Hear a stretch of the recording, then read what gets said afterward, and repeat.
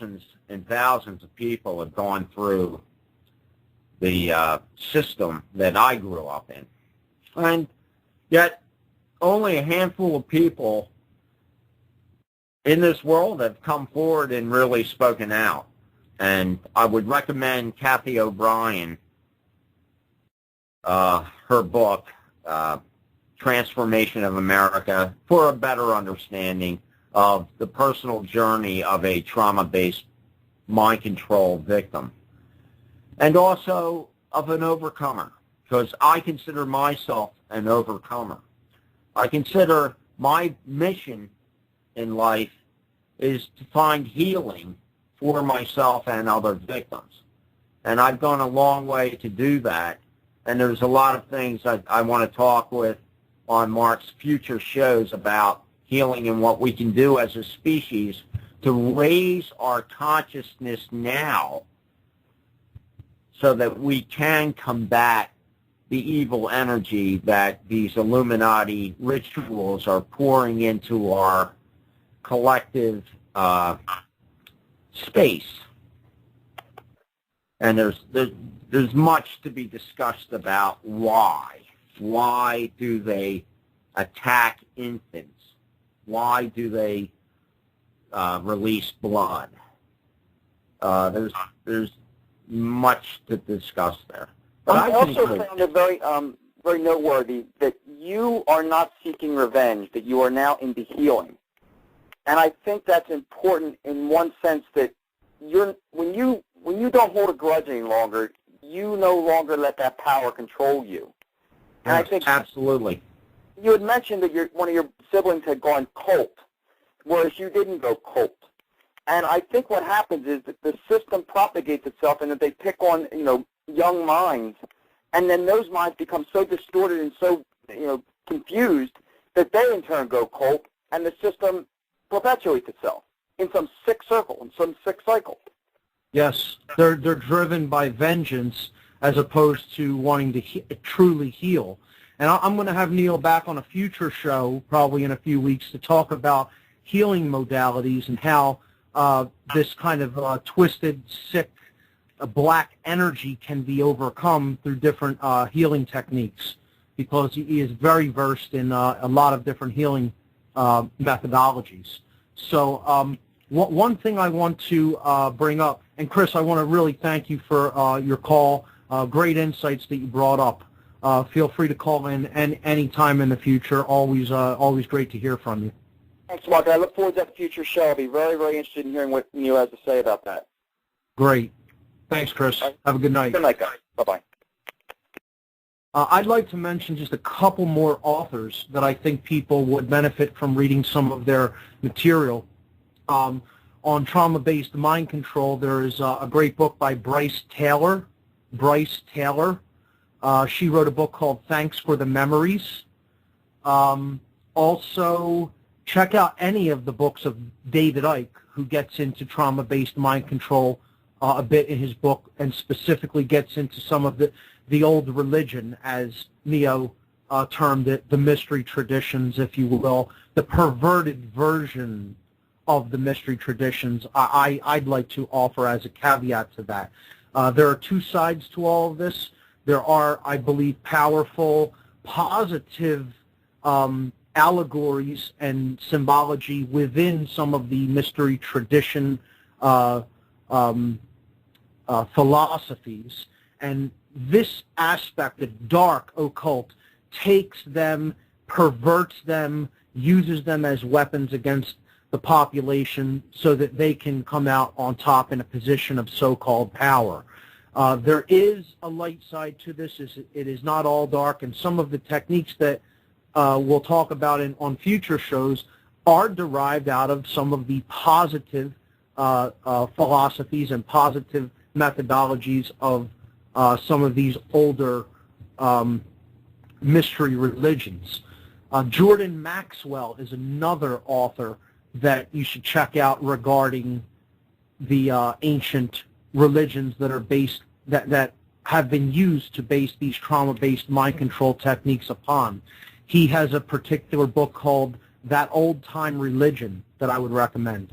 So Jordan Maxwell, That Old-Time Religion, David Icke, pretty much any of his books, and Bryce Taylor, Thanks for the Memories. They were just a few that I came up with while sitting here thinking about more books that deal with this particular topic for the listening audience to check out. So, Neil, you also wanted to touch upon, we have about 20 minutes left in the show, you wanted to touch upon some images that are up on the website, on the radio page, on the Listen Live page, that are basically old photos taken from Bohemian Grove.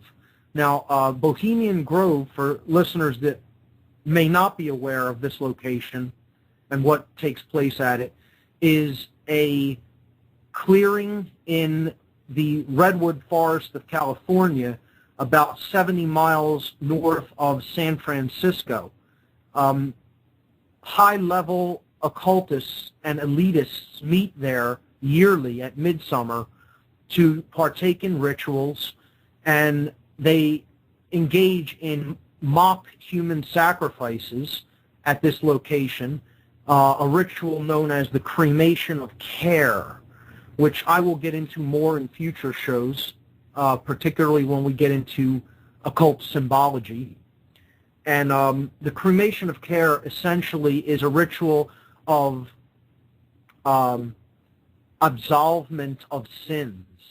It is a absolution ritual to basically cremate one's own care for all of the vile evils that one will be committing during the course of the year. So they go there to forgive themselves of all of the torture that they have put others through, and forgive themselves of all the evil deeds that they have done, the defraudment that they have done, the lying, thieving, killing, etc., that their ilk has partaken in over the previous year. So, and this goes deeper than that. This is about psychologically destroying or immolating, burning up one's own care, one's own conscience. It's a ritual that is about the destruction of conscience. Ultimately, that's symbolically what this ritual represents. So on the website, if you go to the radio page, which is listed at the link at the top left where you see Listen Live 7 to 9 p.m. Eastern Time, if you click that on my website, whatonearthishappening.com, you'll see under there, it's a temporary section. I'll be moving it to the podcasts tomorrow, but temporarily up there, it'll say images for tonight's show, July 20th, and you can take a look at some of the images that we'll be talking about. So, Neo, do you want to talk about some of these images that you asked to have put up regarding Bohemian Grove? Well, the reason that I wanted us to discuss the Grove is because of the truth of what's going on in this world. And you and I have a concern about the corrupt wing of the mystery religions that have become nothing more than cold-blooded, pedophile, mass-murdering, fraud, and corruption, drug-dealing psychopaths bent on ecologically, spiritually, emotionally destroying the earth and the human race. And I couldn't have summed that up any better. No. Well, the first picture, I'll just say, the first picture that you see is the actual midsummer creation of care. It's done in the evening, and all the priests and the high priestess are there with their torches. Well, actually, I don't think there's any women there. But there are no women at the Grove. Not even the employees. No women employees. There's no priestesses, but no. But I swore I saw pictures of women at the Grove. We'll have to talk about this some more. We'll get to that. Well, what I want to discuss about the Grove is human sacrifice. In the cult I grew up with, my parents were adherents to a demon known as Andres, the Lord of 40 legions. He is the Marquis of Hell. His name is Andres, and he supposedly rules 40 legions of demons. Now, the Andres cult practices human sacrifice, along with pedophilia and murder of their enemies. But in the standard Andres sacrifice, a child of about 5 years old will be put under hypnotism or in a drug-induced trance. A victim, usually opposite sex, because they like you to have sexual relations with the victim before they axe murder the person. So basically, you'll come out of a trance, and you're a 5-year-old kid. There'll be like 4 to 6 occult members around you. You'll come out of this trance, and right in front of you is a girl who, the last time you saw her, you were playfully having sexual pleasure with, even in an infantile way. And there she is again, her arms and legs chopped off, gash wounds all over her body, and she is slowly choking to death on her own blood.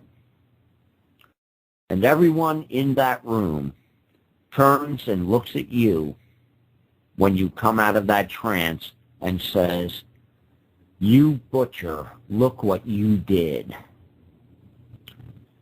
Every person in the Illuminati has a similar experience like that. I lived through that.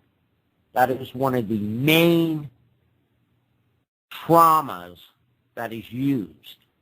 Human sacrifice is real and ongoing in America and in the corrupted old religion. Mark? That's utterly chilling and appalling.